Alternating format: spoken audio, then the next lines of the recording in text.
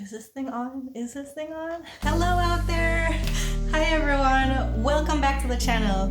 My name is Shireen and this channel is all about my life as an American in England. So I'll feature things like mom life, DIYs, home decor. If that kind of content interests you, go ahead and click the subscribe button below. It'll really help out the channel. So today's video is going to be about how I transformed my very busy, very cluttered living room into a nice, tranquil, beautiful space for my whole family to enjoy. I found that as we are spending more time at home because of the pandemic, it's very important for your home to be comfortable and inviting, and it's also important for the rooms in your house to be multifunctional. So now that home is also the workplace, and for some people it's also school because a lot of children are being homeschooled, it's important that the home strikes a balance between those three places, and for us anyway, at the end of the night there's somewhere where we can all retreat and be comfortable and unwind and enjoy our evenings. So a quick back history on our house. We moved into our new house 4 weeks after I gave birth. So at the time, obviously I was quite overwhelmed with having a new baby. I didn't care about decorating or what the house looked like. We were just on survival mode, right? Our living space quickly became the baby's space, basically. Like, there were just toys everywhere. There was like a playpen in the middle of the living room. It was a place where he spent most of the time during the day, and we were okay with that. We didn't really watch that much TV anymore, so the TV was just like chucked into a corner somewhere, and most of the living room was just dedicated to our son and his toys. Now that he's a little bit older, and as I said, we're spending more time at home, we want to bring that living room back into an adult space where he can also play with his toys, but somewhere where we can relax at the end of a busy work day and just watch TV and just be happy at home. If you're a busy mom and your house is being taken over by your children, or even if you're a single person just living at home and you want to create that tranquil space within your house, especially in the UK where we're kind of always short on space, it can be done. Stay tuned and I'll show you how.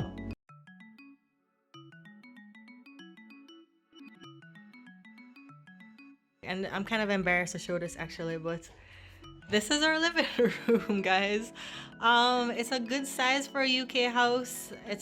But you can't tell because there's just so much clutter. The first thing you notice when you come in is this massive clutter of toys right here, and that's the first thing I want to get rid of. I need to find some storage that works. That way my son still has access to his toys, but it's just not visible as soon as you come into the living room. The next thing I want to get rid of is this shelf. It was a good idea at first, but now it's just become so cluttered that I think it's probably I don't think it's falling off, but it's just not level anymore because there's just so much stuff on there. So I want to get rid of it all together and just repaint this wall, obviously, because he's been drawing on the wall. The third thing that we want to change, this ottoman is an ottoman coffee table, and it's actually supposed to be in this space right here. But because of all the clutter and stuff, we haven't been able to configure the furniture right. Next, we come to this sad, lonely TV corner. The TV and the TV stand are way too small for this space. The area looks very cluttered because of the open concept of the TV stand. And overall, I think both the furniture and the TV, they're old and it's time to have them replaced. We're gonna be keeping the couch, replacing the cushions, and obviously repainting the walls as well. The light. Oh, the light is so sad. This light is so sad. Yeah, this is getting removed ASAP, replaced. So obviously the first order of business is to get rid of all these toys. So we emptied the toy chest. We divided the toys into 3 piles. Toys that he would keep, toys that would go to charity, and sentimental toys or gifts from family and friends that would keep for his baby box.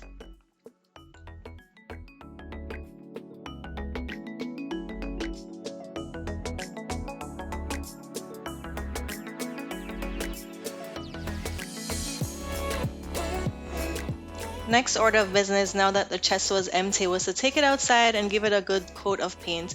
Now, I really love this piece of furniture. It's a vintage chest with very intricate details carved on it. And I thought, since I wanted to paint the room in a nice, warm, neutral palette tone, that we would paint the chest that color as well. So we went with, I think it was Rust-Oleum chalk paint in Hessian and Cocoa Bean. However, once we got finished painting it, I really didn't like the outcome.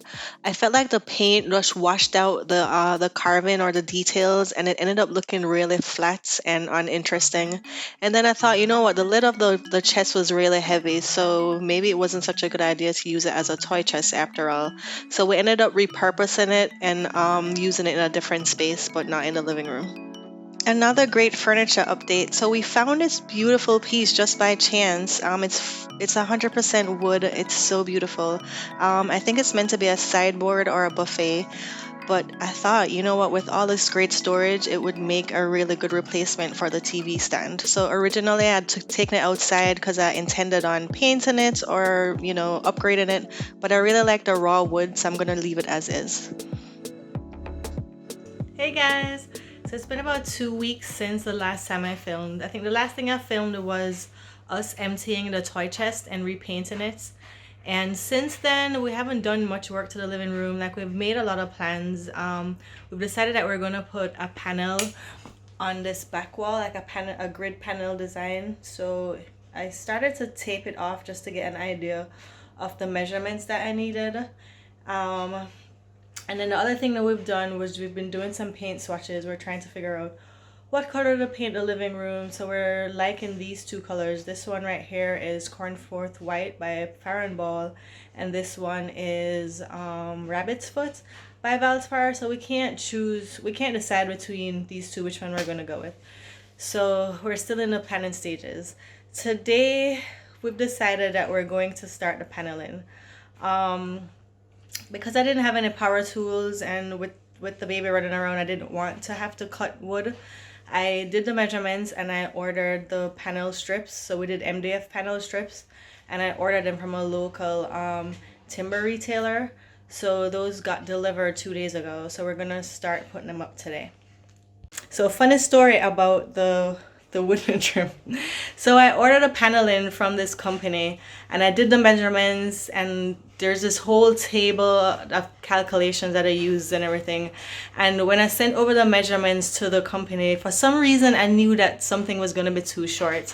And even though I double checked it 100 times, I still ended up ordering the wrong thing. So for the pieces that go across, so right here you see like a piece go across, it was supposed to be 22 inches and I accidentally ordered 22 centimeters. Ugh.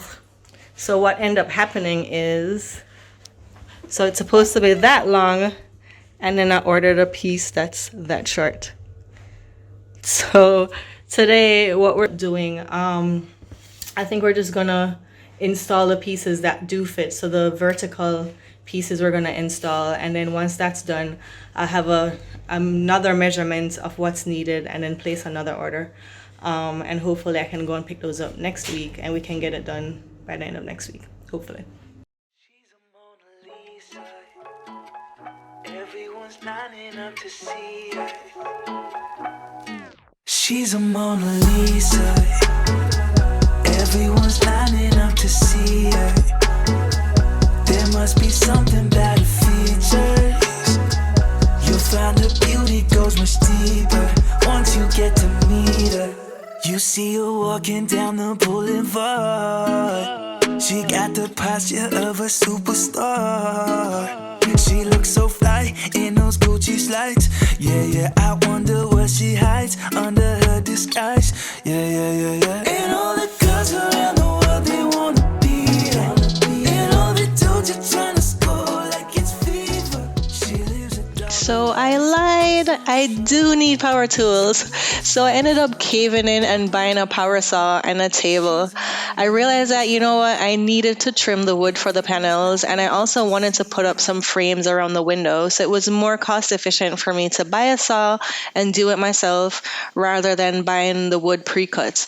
And I was really happy about the saw. It was a mini circular saw, so it's much smaller than a traditional saw, and I know I'm going to use it on a lot of future projects to come.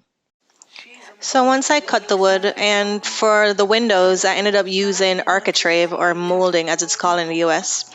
So once I cut it, I applied it to the wall using multi-purpose adhesive, and then once that dried, I used decorator's mold to fill in the gaps between the wall and the wood. So this project was really easy, and I could see the benefits of adding the trimming to the windows almost immediately. Before, the windows and the wall looked very flat and dull, and after we added the trimming, it gave the windows a really nice clean finish and much needed dimensions to make the windows stand out. Hey guys! Oh my god. I feel like I've done this introduction. Actually, I have done this introduction like maybe 5 times already. It's probably been like week 5 of this living room makeover, and it's taken really long. Not because of the level of difficulty of what we're doing, it's just that we're trying to balance like full-time work and spending time with our son while doing a living room makeover. So it's been very, very, very, very slow. But we finally finished the paneling on the wall. Yay! Boy. Next comes the fun part. So now we get to choose what color we want to paint this paneled wall. So at first we thought we wanted to do like an olive green. So we had like 3 or 4 different shades of olive. Then we thought we wanted to go really bold and have it in like a dark color, like a black almost. But we thought, you know what, it might make the room, like the overall room, look too dark. So we tried different color paint swatches, and the funny thing is I think we tried like 12 different paint swatches, and we ended up just going to the store one day and just buying a color that we didn't even swatch. So at the top here where the ceiling meets the last piece of paneling, I decided to add a little piece of decorative molding just to give it a nice finished touch. So here's a color we decided to use in the rest of the room. It's called Shaded White by Farrow. And then on the window trim, I just went with a glossy brilliant white. I think we're going to move the TV over from this corner, and then I'm going to patch the holes from the TV hanging, and then just finish painting the rest of the room. And here's the color we decided to use on a panel wall. It's called Drop Cloth by Farrow, and it's just a few shades darker than what we use in the rest of the room, but it's such a beautiful complementary color, and overall it just gives the room like a really nice, warm, inviting feeling. So I really, really loved it. Once I finished painting, I decided to remove all the light switches and outlet plugs because they were all that standard plastic white that wasn't very attractive. So instead I replaced them with a metal bronze light switch instead. So the room's finally done, so now I'm just gonna add a few accent pieces, some throw pillows to the sofa, and went with a nice burnt orange color because I thought it would help to bring out all those warm tones. And then I really like the patterns on this white pillow. I don't know how practical it is to have a white pillow with a child running around, but they were very cheap. They were only $3.99, so I figured, you know, why not try it. Next, I literally walked around the house and looked for like old vases and old pendant lights, and I actually repurposed them. I painted them with these nice tones that I thought would complement the room, and then I added a little bit of pampas grass, and I used these things to style the TV stand. And now for the big reveal. So remember, the room before was just a dumping ground for toys. It wasn't very attractive, very dull gray walls, and now this is what it looks like.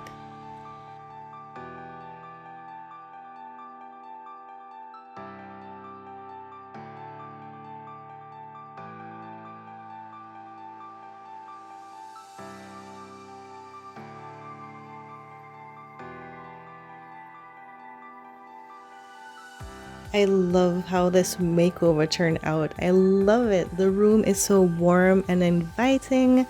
I love this piece of furniture we chose as the TV stand. It's functional, but it brings a lot of visual interest to the room. The warm wood tones does so much to just warm up the space. I love all the pampas grass. I love how my repurposed glass bottles turned out. I was able to use a jewelry trinket tray in order to store the remote control so that it wouldn't be in the way and add to clutter.